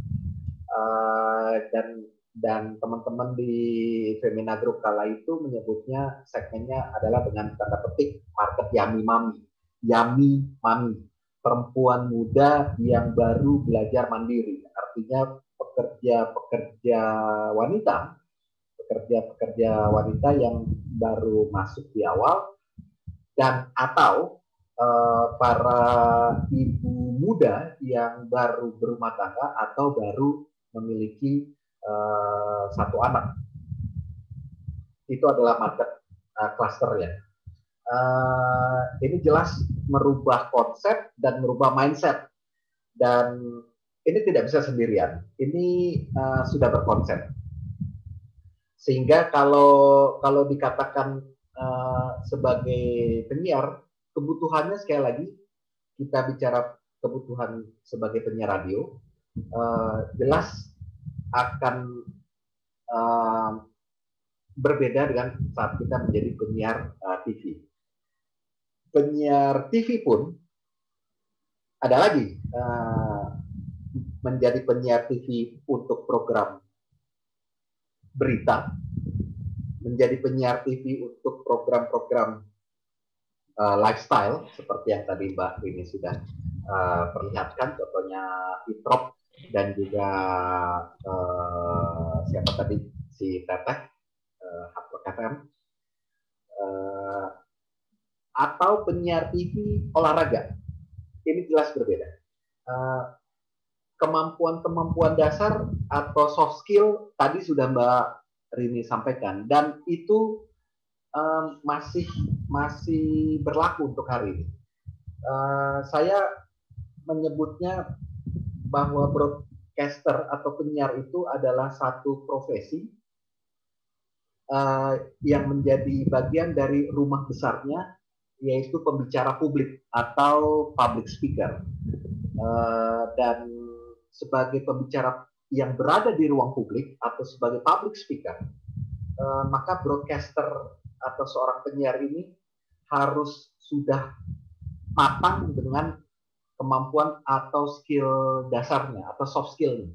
Soft skill-nya itu jelas terbentuk dari, jujur aja, yang paling dasar itu berhubungan dengan psikologi. Jadi udah paling sahih kalau Mbak Rini tadi sudah memberikan gambaran. Karena kenapa psikologi? Karena secara garis besar kemampuan yang dimiliki oleh seorang penyiar, oleh saya, Mbak Rini atau siapapun itu, ketika dia tidak bisa menguasai dirinya sendiri, atau dengan bahasa lain, ketika dia tidak bisa menguasai mental dirinya sendiri, maka 60% atau 70% dapat dipastikan offside, out, keluar dari lapangan, keluar dari permainan. Dan soal mentality ini berkaitan erat, boleh percaya boleh tidak, tapi dari sekian banyak pelatihan, training ataupun pembinaan coaching yang saya lakukan, soal mentality ini berkaitan dengan apa yang sering diberikan sebagai materi dari pemberdayaan isi kepala atau otak oleh Mas Bambang di NLC. Saya mendapatkan materi ini justru bukan 2-3 tahun lalu, tapi tahun 94 saat saya training di Prambors. Apa hubungannya antara isi kepala kita dengan mata dan mulut yang disampaikan? Kalau di radio jelas kita tidak berhadapan dengan audiens, kita berhadapan dengan mic dan tembok ruang siaran. Demikian juga kalau di televisi, kita juga tidak berhadapan langsung dengan audiens, kita berhadapan dengan kamera, kameramen, dan tembok ruang studio. Tapi ketika mindset kita tidak membentuk siapa yang kita hadapi, atau bahasanya Mbak Rini tadi adalah audiens, ada tipe-tipe audiens ya di sana. Dan itu adalah materi training yang saya juga lakukan. Ketika mindset kita tidak bisa membentuk siapa audiens kita, dan mental kita tidak siap untuk membaca audiens kita, maka sorry to say nih, bro and sis, lo out of the game. 70% ketika kita bisa mengkondisikan apa yang keluar dari mulut kita sebagai sebuah informasi, narasi, cerita, apapun itu, maka sebelum dia keluar terakhir, prosesnya ada di sini. Maka saya selalu meyakini kepada siapapun, teman-teman semua, karena ini juga pengalaman saya dari tahun 94 saat saya ikut training di Pramuas, yang lo harus berikan asupan sebelum lo siap menjadi penyiar itu bukan perut, tetapi otak. Pertanyaannya, dan masih sampai hari ini masih cukup berguna dan juga masih cukup bisa diterima adalah makanan otak itu apaan? Terus harus seperti apa otak kita? Simple, teman-teman. Makanan otak teman-teman sudah tahu. Kalau mau menjaga simpul saraf neuron di dalam otak ini bekerja dengan sempurna, maka kuncinya ada di protein. Dan jenis-jenisnya sudah tahu. Cari aja sendirilah. Ibu kita atau orang tua kita udah tahu lah protein itu ada di mana. Itu yang pertama. Yang kedua, ini juga salah satu kunci, mendapatkan udara di dalam rongga kepala kita ini akan menciptakan simpul apa namanya, kalau Mas Bambang paling paham ini istilahnya, elektrisida ya, jaringan setrum. Nah, itu aja deh yang paling gampang. Ya, listrik, ya. Saya selalu amazing luar biasa. Ini jangan dikira informasi yang basi. Nanti buktikan saya sendiri. Ketika kita tidak memiliki kemampuan untuk menjaga isi kepala kita, maka jangan harap kita bisa mengolah informasi dengan jernih, dengan penuh ketenangan, mental kita juga tenang, dan mulut kita juga menyampaikan dengan sesuai dengan apa yang kita tuju. Ketika rongga kepala kita atau otak kita ini berisikan oksigen yang terbarukan, maka secara otomatis, nanti silakan ditanyakan dengan pakarnya, di situ ada Mas Bambang, salah satu foundernya Neuronesia Learning Center, maka otak itu akan mendapatkan asupan oksigen yang luar biasa sehingga aliran listrik itu menjadi lebih cepat. Pertanyaannya, ada nggak bedanya otak kita, otak Mas Bambang, Mas Budi, Barini, pembicara di sini, otak saya dengan otak teman-teman semua kita ini dibandingkan dengan otaknya Albert Einstein yang ada di Museum Albert Einstein di Amerika Serikat. Ada bedanya nggak?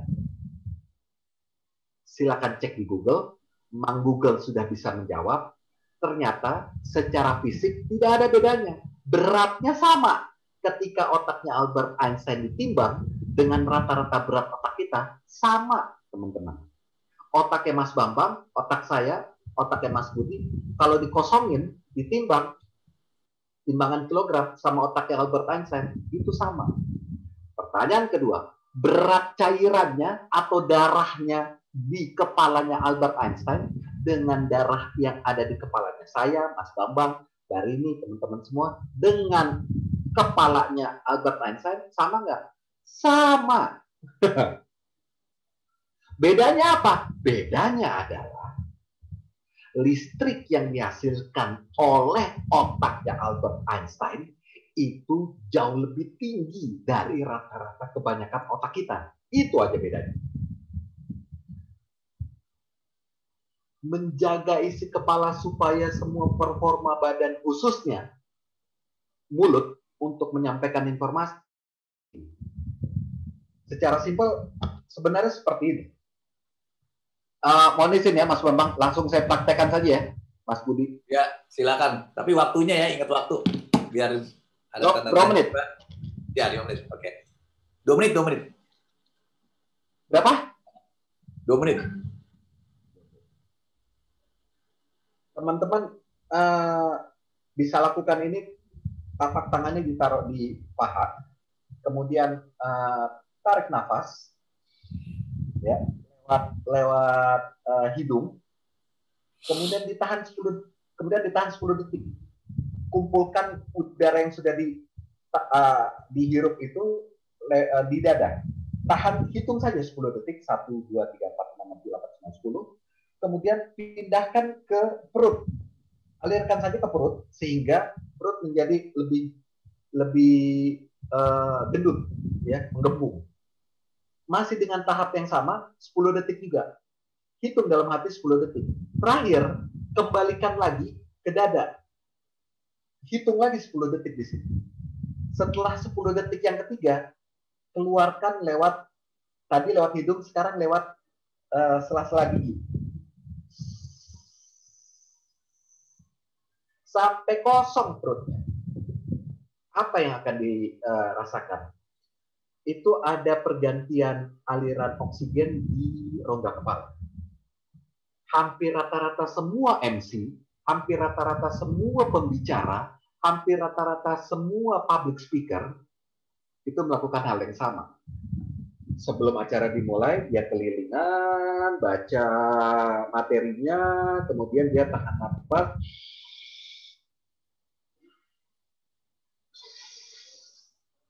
Seperti itu kira-kira. Adakah efeknya? Ada. Luar biasanya adalah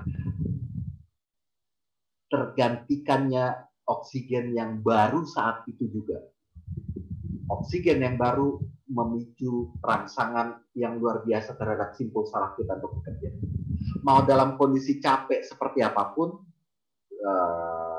saya ini pengalaman. Saya pernah di TV One, jam 7 pagi saya siaran sepak bola MLS, Liga Amerika Serikat.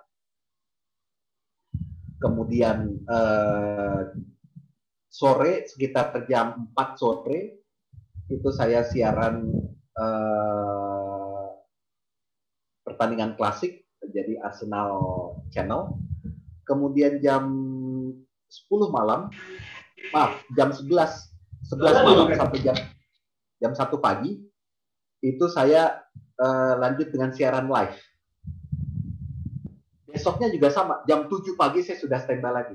Itu dalam kondisi stamina yang tidak kita jaga, itu konsentrasi isi kepala bisa buyar.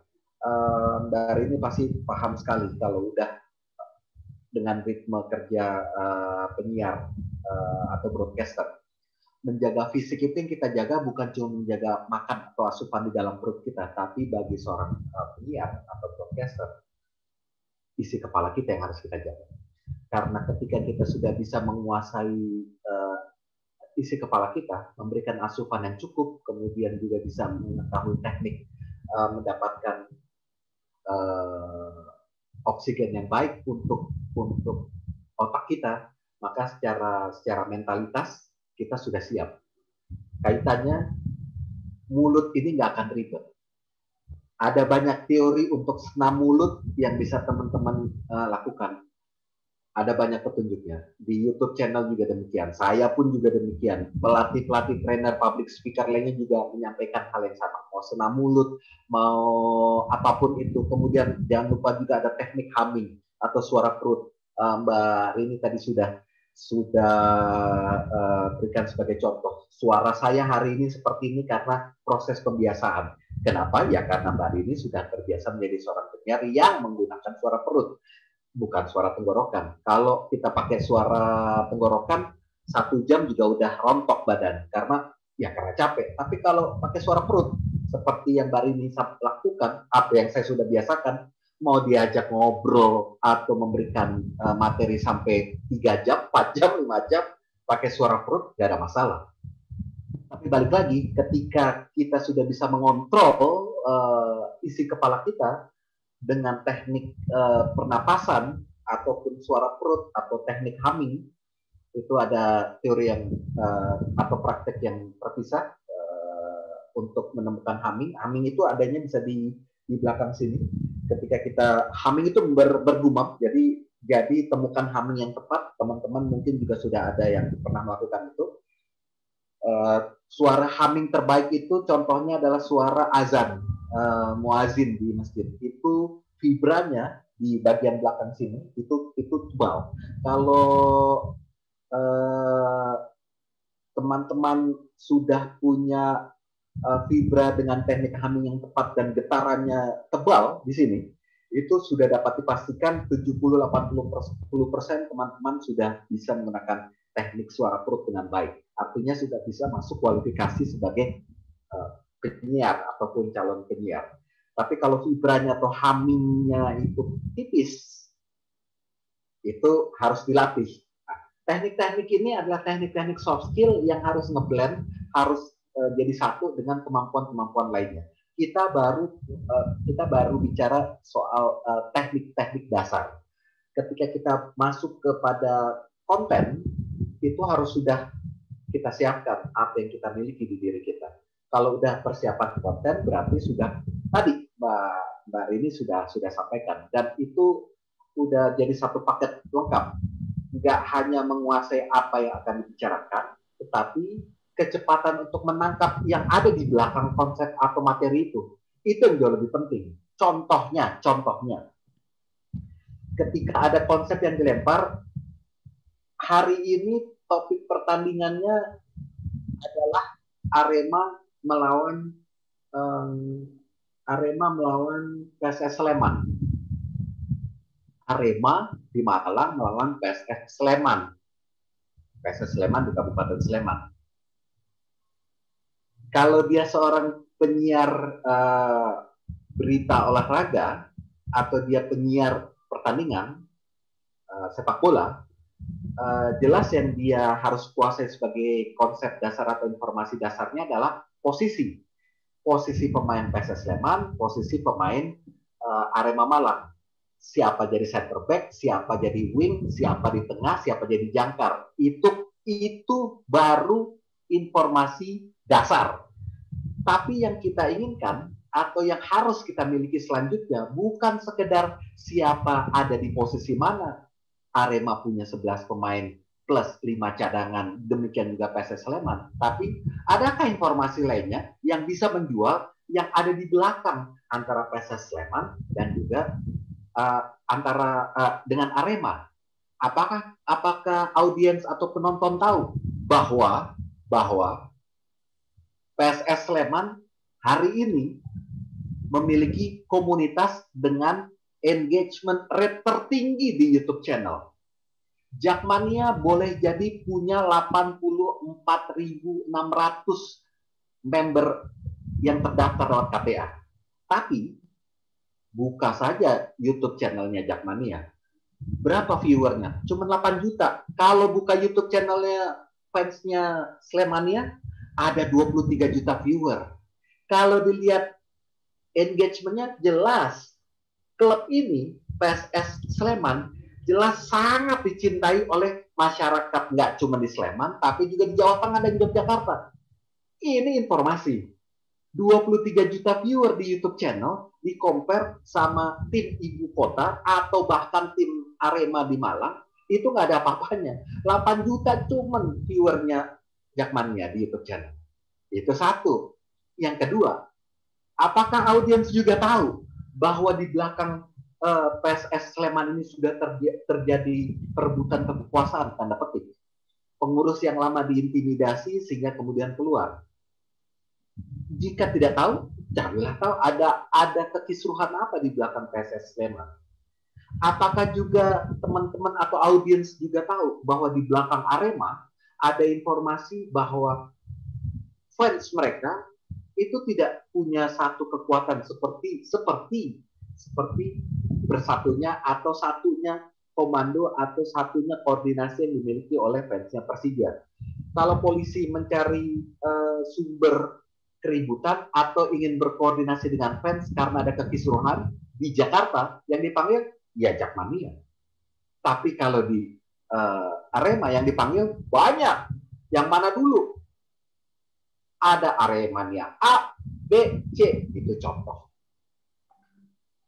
Oke, Bang Fauzan. Itu saja yang bisa saya sampaikan. Harus ditahan nih, harus ditahan. Nih Pak, mantep nih. Nih Mas Budi, saya lihat dari mukanya Mas Fauzan dan Mbak Rini, ternyata Radio Zumina itu kategori yang baru kalau menurut saya, bukan masuk TV, bukan masuk radio. Kelihatan dari mukanya, beliau-beliau ternyata lebih menikmati kalau menjadi penyiar di TV atau di radio. Kita kan lihat tuh mukanya ya, memancarkan neurotransmitter ya, ada serotonin, ada dopamin, ada oksitosin ya. Menarik. Mungkin kita langsung kasih kesempatan buat teman-teman yang mau bertanya. Terus mau nanya nih. Konsekuensi waktu nih, kita mohon maaf ya, kita tambah 15 menit cukup kali ya, karena nanti ke depannya kita nggak bisa sholat maghrib karena udah mau azan maghrib. Silakan mungkin Mas Budi boleh ucapkan, atau yang mau tanya langsung. Boleh. Itu ada yang bagus. Ada bagus ya, Ayu mau silakan. Oh, Mbak Ayu nih. Oke, silakan. Apa kabar? Alhamdulillah sehat. Iya, selamat. Dari luar kota ini kalau nggak salah. Iya, dari Palembang. Palembang. Oh, luar Bu Dini apa kabar? Alhamdulillah. Dulu sering ikut di Galo. Oh, Galo. Waktu itu ikut di Indonesia sih. Iya, betul. Terus sibuk. Tadi saya lihat broadcaster jadi rindu. Pak Bang Fauzan. Halo. Aku dulu di Radio Delta FM Medan. Oke. Saya baru 3 minggu lalu ke Palembang loh, Mbak Ayu. Oke. Nah, nanti hubungin aku ya. Aku karena aku lagi develop kerjasama dengan pengurus Sriwijaya FC yang sekarang yang baru, Pak Hendri Zainuddin. Ya. Zainuddin ya, Bang Henry ya. Ya, kirim salam dengan ya. Indiarto Priyadi ya, kirim salam. Oke, siap. Oke, aku seneng hari ini bergabung. Thank you Mas Bambang ya, teman-teman yang udah gabung di sini. Cita-citanya sih anakku harus ada di broadcaster Indonesia juga kayaknya. Anak gue harus. Aku dari Medan waktu itu sudah aktif, terus aktif di iklan juga sih, lebih ke production house sama kreatif saya. Nggak terlalu banyak di depan layar. Sama waktu itu pernah ada kerjasama dengan TV One, nonton bareng ya Piala Dunia.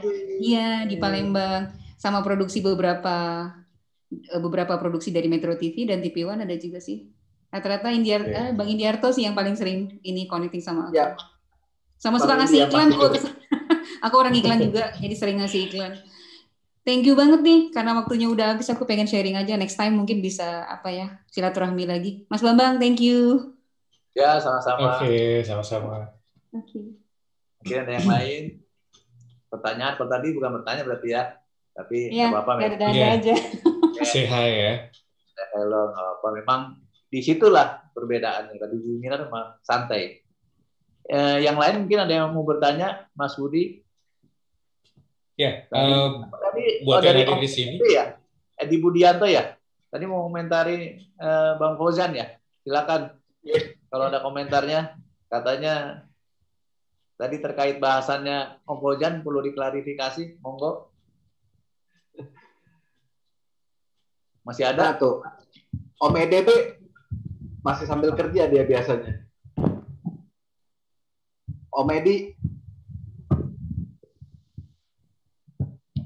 Ya, dia masih standby tapi kayaknya belum siap buat ngobrol langsung ya. Ya, masih di mute, kamera ditutup. Mungkin yang lain boleh, silakan. Oke. Saya kalau sambil nunggu yang lain ya mau bertanya, tadi kita udah ngomong ya, jadi memang benar, terima kasih banyak nih sekarang Mbak Rini, Mas Fauzan gitu ya, ngasih knowledge sharing kita semua gitu, karena memang sesuai dengan perubahan zaman ya, semakin cepat berubah terus gitu ya. Jadi kita nggak bisa pakai mindset atau pikiran yang lalu gitu ya. Kita harus menyesuaikan terus sampai kita bingung gitu kan. Tadi penyiar itu nggak harus di TV, di radio, semua orang udah bisa jadi penyiar gitu.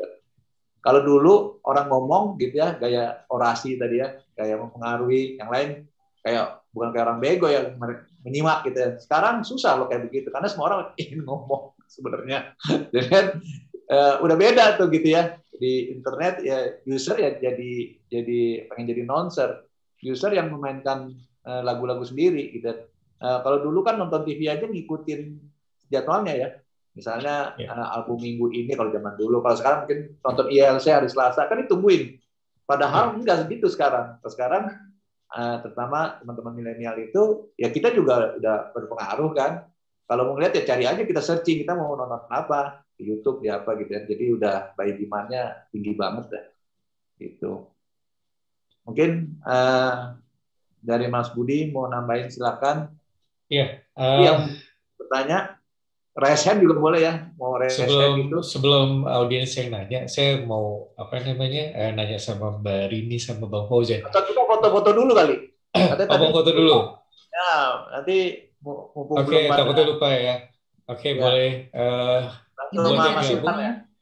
Ya, di open dulu videonya, silakan kita foto bareng dulu.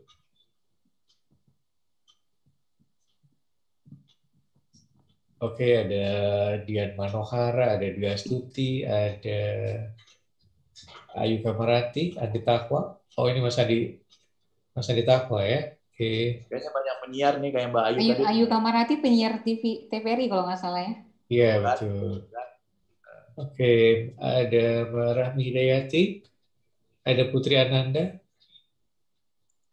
Mungkin kan. Oke, Mas Ilham silakan dibantu. Mbak Farin, Ripka Ginting, Rahmi Hidayati, silakan kalau buka kameranya. Mas Edi, Khairul Andono, Faisal, Mbak Dwi Astuti, wah di sini saya nih, Dwi Astuti. Klien kita dulu tuh di Indosat tuh Mbak Dwi Astuti. Itu ada teman saya juga tuh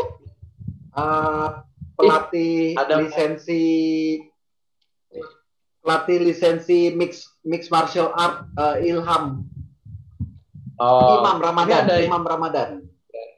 Ada teman kita nih, teman Indonesia nih, Mbak Pipit. Iya, Mbak baru Pipit masuk. Mantap. Ya kita foto dulu ya. Nanti 1, 2, 3, buka semua kamera. 1, 2, 3. 1, 2, 3. Silakan. Mbak Pipit mungkin mau kasih komentar, silakan. Saya sudah foto semua. Teman-teman nanti juga bisa ngelihat di rekaman ya. Komentar apa? Aduh seru banget, aku baru ngeh loh. Aduh baru tahu. Aduh nanti bikin Orang lagi kita ya. kan orang kita getok tular, biasanya satu ngomong yang lain ikutan gitu. Kangen tau. Maaf. Sukses ya. Aduh keren nih. Lagi. Salam kenal semuanya, Ibu Rini. Aduh semuanya keren. Mendadak jadi ibu nih. Aduh, mesti dibuat lagi nih, Om Bis. Ya, Mbak Bibit siap ya, jadwalkan. Ini bakal rame emang. Hebat, keren. Ya, yang lain boleh berkomentar juga. Mbak Bibit nanti siap ya, jadi narasumber. Narasumber apa? Itu Bapak Fauzan tuh juara tuh.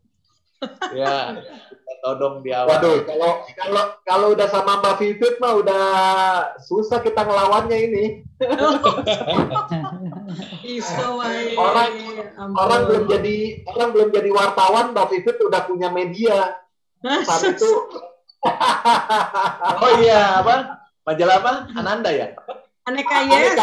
Aneka Yes.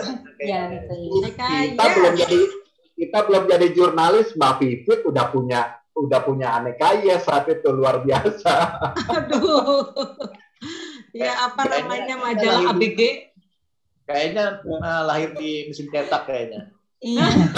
Majalah Aneka Yes. Apalagi sekarang Mbak Vivit udah mau nyelesain program doktoral. Udah doktor atau udah atau lagi? Alhamdulillah Alhamdulillah. Ada bukunya, makanya akan diminta jadi narasumber. Udah ada bukunya udah banyak. Ya. Amin. Terima kasih. Mohon maaf, aku belum bisa video, lawang aku habis nyapu ngepel Habis nyapu ngepel, habis jemur pakaian, wes pokoknya nggak keruan, jadi aku nggak pede nih pakai video. Kan judulnya juga radio Zoominar, Mbak. Radio Zoominar kalau ada gambar tuh bonus. Radio tadinya nggak ada gambar kok. Hebat ini. Aduh, bapak-bapak, ibu-ibu, teman-teman, salam kenal semuanya. Senang sekali. Aduh, Ibu Gusti Ayu, aduh senang sekali. Hari ini di Instagram saya unggah. Bacaannya guys, gila. Terima kasih. Kita punya event Oriental Look tiap tahun. Nah, jadi tadi hari ini pagi-pagi tadi saya mengunggah event Oriental Look kayak cover girl, cover boy, top guest gitu-gitu ya. Cuma ini Oriental Look. Aduh seru banget ya, hebat ini semua. Tepuk tangan ya. Terima kasih Mbak Vivit. Iya, tapi sayang sekali ya. Hebat. Ya, waktu kita sangat terbatas ya hari ini. Pak Usman itu di Jepang apa nih? Coba pengen dengar kayaknya menyampaikan sesuatu. Silakan. Halo Mas Bambang. Saya sekarang lagi di Jepang memang. Salam kenal buat teman-teman semuanya. Salam kenal juga. Ini mendengarkan dari Bu Rini, dari Pak Fauzan. Terima kasih, dapat ilmu luar biasa hari ini saya. Terima kasih sekali. Terima kasih Mas Usman. Terima kasih Mas. Nanti teman-teman kalau mau meneruskan diskusi, kita ada WhatsApp grupnya yang sudah disiapkan. Nanti tinggal diklik aja, nanti join langsung gitu, kira-kira seperti itu. Nah, kalau dari bahasan saya tadi, kalau misalnya diminta pendapat ya, Mas Fauzan dan Mbak Rini itu mencerminkan dari sosok broadcaster, memang orang-orang media itu memang lebih dulu gitu, lebih belajar banyak tentang manusia ya. Tadi kita lihat advance mereka ya, gitu ya. Mungkin memang mudah-mudahan nanti lewat Mbak Rini, Mas Fauzan menularkan penyiar-penyiar lainnya gitu, karena sekarang kan applied neuroscience itu udah jauh ke depan ya. Jadi sama sepertinya nih ada cerita yang ketemu seorang profesor itu bilang, saya sudah belajar neuroscience dari tahun 61 atau 63 gitu kan. Saya ingatnya MIT aja bukan neuroscience itu di tahun 83, 85 kalau nggak salah gitu kan. Tapi memang benar, neuroscience juga dari dulu udah ada, tapi perkembangannya cepat sekali gitu loh. Terutama 10-15 tahun terakhir. Ada dua faktor. Pertama karena masalahnya adalah kemajuan teknologi elektro sehingga dia bisa memotong otak itu lebih detail. Karena kalau otak sudah bisa dipetakan, bisa diukur, bisa improve gitu kan. Yang kedua, mereka justru berkembangnya karena akibat kemajuan sosial media yang berkembang dari komunitas. Kalau komunitas kan enak tuh, semua duduk sejajar, nggak ada yang lebih sok tahu, sok pinter. Nah, semua duduk sejajar boleh berdiskusi dan masing-masing punya field-nya di lapangan yang berbeda, punya kasus yang berbeda-beda. Di situlah terjadi diskusi. Seperti juga konsepnya Radio Zoominar, kita setiap sesi itu tidak menyimpulkan siapa benar siapa salah, tapi kita justru ingin memunculkan pemikiran-pemikiran baru gitu loh. Jadi menarik sekali gitu. Kalau misalnya Mbak Rini sama Mas Fauzan nanti jadi duta neuroscience di industri penyiaran. Ini banyak loh, belum beragam. Tadi yang diobrolin sama Mas Fauzan bener banget. Saya kaget loh, Mbak Rini udah sampai jauh ke sana, Mas Fauzan udah jauh ke sana juga ya. Walaupun mungkin ada sedikit-sedikit perlu diupdate karena perkembangannya kan terus berkembang. Bahkan para neuroscientist dunia itu bersepakat hasil semua temuan-temuan di jurnal ilmiah itu semuanya kalau digabung belum mencapai 20% dari misteri otak yang kita harus ketahui gitu loh. Iya banget. Jadi update-nya perlu, misalnya kayak Einstein itu benar Mas Fauzan bilang. Bahkan sebenarnya saya bukan belain Mas Fauzan ya.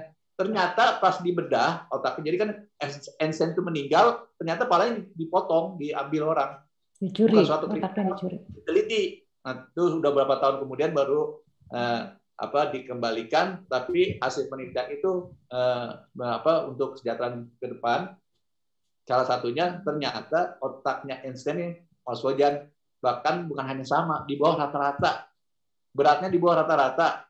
Beratnya, besar volumenya di bawah rata-rata. Benar itu. Nah, yang dinyatakan Mas Wajan juga benar, yaitu listriknya lebih tinggi. Kalau dia dibelek secara fisik, ternyata interkoneksinya, walaupun lebih ringan, lebih kecil, tapi interkoneksinya lebih padat. Itu yang akhirnya orang menyimpulkan untuk memintarkan manusia itu adalah latihan tadi. Jadi sebenarnya benar, otak Indonesia, Amerika, Kanada, semua sama. Semua sama. Cuman kita harus latih. Terutama tadi kan kaitan dengan makanan ya. Jadi yang membedakannya itu adalah lingkungannya. Alamnya, makanannya, udara di pantai sama di gunung, ketipisan kadar oksigen berbeda dan segala macam itu. Ya, betul. Gitu. Jadi menarik sebenarnya. Jadi menarik yang banyak kita bahas. Ada lagi nggak nih, Mas Budi? Ada lagi? Iya. Tadi saya mau nanya sebenarnya, tapi waktunya udah mau maghrib ya. Iya. Nanti saya minta closing statement dari Mbak Rini sama Bang Fauzan ya. Oke. Mbak Rini dulu. Dari Mbak Rini dulu boleh. Silakan. Silakan Mbak Rini. Baik. Jadi terima kasih banget nih atas kesempatan yang diberikan dan juga terima kasih atas perhatian dan partisipasi semua. Kalau misalnya digunakan sebagai closing statement dikaitkan dengan konteks what are skills? We need to be a broadcaster, ya. Broadcaster dalam pengertian yang sangat luas. Saya sebetulnya mau mengatakan begini. Mengutip dari yang saya sampaikan juga di awal, kita sebetulnya mau menjadi apapun, termasuk mau menjadi broadcaster, itu tolong persiapkan diri. Jadi memang kita sudah dipermudah oleh banyak hal, terutama oleh teknologi, dan juga dengan banjirnya pengetahuan dan informasi, tapi kemudian jangan take it for granted. Tetap ya, apalagi kalau kita punya tujuan yang mau dicapai, punya cita-cita yang mau diraih, maka prepare yourself, persiapkan diri kita. Caranya macam-macam, ya, salah satunya dengan mengikuti kegiatan seperti ini. Belajar itu nggak boleh berhenti, jadi terus continuous learning. Jadi mau jadi broadcaster atau mau jadi apapun, kita harus mempersiapkan diri, menetapkan tujuan, dan juga menguatkan motivasi atau kalau bahasa agamanya menguatkan iman gitu ya, untuk bisa mencapai yang mau kita raih. Dan ingat juga bahwa jalan untuk mencapai satu tujuan itu nggak cuma satu. There are so many. Dan kalau sudah bisa satu, bukan berarti kita bisa segalanya, masih ada banyak kesempatan lain untuk bisa kita gunakan. I think that's it. Terima kasih banyak. Sekali lagi, salam sehat untuk semua. Jangan lupa ingat pesan Ibu, pakai masker, jaga jarak, hindari kerumunan, cuci tangan dengan sabun, dan air mengalir. Salam sehat, terima kasih. Assalamualaikum. Waalaikumsalam warahmatullahi wabarakatuh. Bapak Fauzan, silakan. Ya, terima kasih Mas Budi. Closing statement saya adalah sebuah kalimat yang menurut literatur buku pengajaran filsafat ilmu di kampus-kampus pendidikan, khususnya karena saya sempat di UNJ atau di IKIP Jakarta, jadi selain di UI saya sempat di UNJ. Itu adalah ada 4 jenis manusia berdasarkan apa yang dia ketahui. Yang pertama adalah manusia yang tahu bahwa dirinya tahu. Ini artinya manusia yang sempurna. Hampir dapat dipastikan jarang sekali kita temui atau bahkan diri kita sendiri adalah menjadi orang yang tahu bahwa diri kita tahu semua. Yang kedua adalah jenis manusia yang tahu bahwa dirinya tidak tahu. Tahu bahwa dirinya tidak tahu.